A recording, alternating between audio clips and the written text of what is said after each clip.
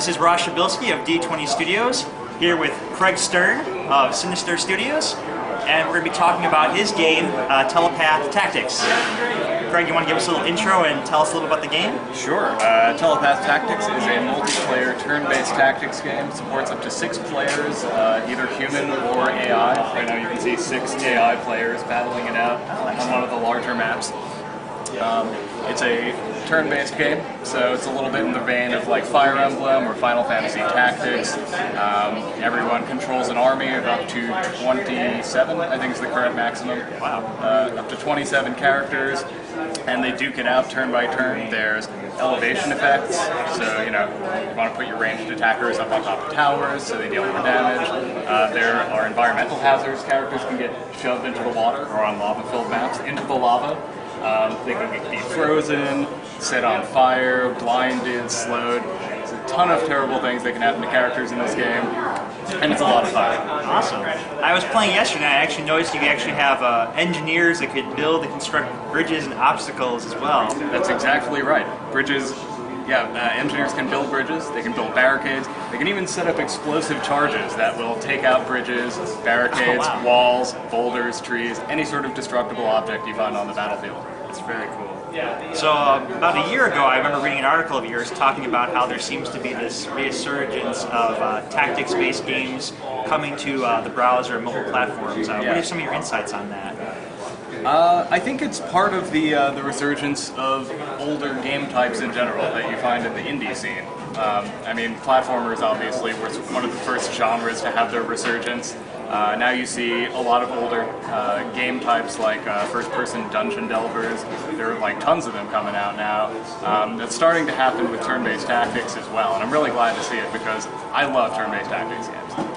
It definitely seems to be a market that was not very attended to earlier in the iOS and Android marketplaces, but now is becoming more popular. So Craig, tell us a little about the technology behind this game. What did you use to develop Telepath Tactics? I used Adobe Flash, and I know a lot of people at home are probably thinking, oh god, Flash! Let me tell you something, Flash is a cool tool. It's very easy to use, it's easy to deploy to a lot of different platforms, and if you code it well, it runs really well. Like, look how smoothly that game is running there behind me. I don't know if you can see it, but, I mean, Flash doesn't have to mean chugs along like a grandma on narcotics. Like, it doesn't have to run slowly, you just need to know what you're doing. I've gotten much better at coding as I've been making games over the years, and this one runs silky smooth, so I'm very pleased with it. And do you have plans to take this game to any other marketplaces, perhaps the mobile market space? Absolutely, yeah, that is in fact one of the things that Flash makes easy. You can deploy easily to Android and to iOS, and I'm definitely bringing it to Android, probably iOS as well.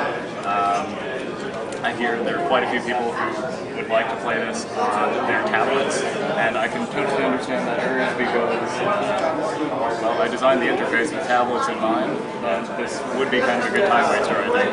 Absolutely, yeah. It actually has a feel very similar to games like Hero Academy, where you actually don't see any interface at all, which I like about it. You're just watching the battle, and then as you click on the units, it almost kind of has an intuitive set of options appear that allow you to command the forces. Yeah, the options are actually context sensitive. So like if a character's been thrown into water, you see the option to swim. Right? If the character has items in his inventory, an inventory button will appear, otherwise you won't see it. Right? It sort of picks and chooses what's relevant for each character when it constructs the user interface. Excellent. Anything else you'd like to say about Telepath Tactics before we go? Oh, there's so much I could say, but I feel like the game will speak for itself when it comes out. If you're interested in more information on the game, however, I strongly recommend visiting sinisterdesign.net. There is a page up there where I have screenshots and videos, and also follow us on Twitter and YouTube because I post updates there all the time about what's going on with the development of Telepath Tactics. Awesome. Well, thanks so much, Craig. Appreciate it. Thank you.